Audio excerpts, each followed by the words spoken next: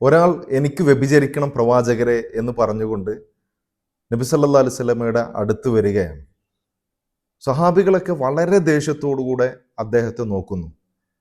പ്രവാചകൻ സല്ലല്ലാഹു അലൈഹി വസല്ലമ അദ്ദേഹത്തെ അടുത്തിരുത്തി സമാധാനിപ്പിച്ചുകൊണ്ട് ചോദിച്ചു, താങ്കളുടെ ഉമ്മയെ ആരെങ്കിലും വ്യഭിചരിക്കുന്നത് താങ്കൾ ഇഷ്ടപ്പെടുന്നുണ്ടോ?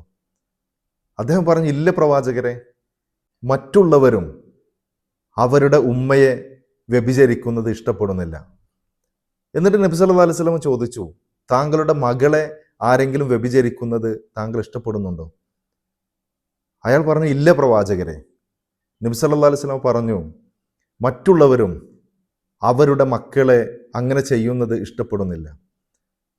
നബി സല്ലല്ലാഹു അലൈഹി വസല്ലമ ചോദിച്ചു, താങ്കളുടെ സഹോദരിയെ ആരെങ്കിലും അങ്ങനെ ചെയ്യുന്നത് ഇഷ്ടപ്പെടുന്നുണ്ടോ? അദ്ദേഹം പറഞ്ഞു, ഇല്ല പ്രവാചകരെ.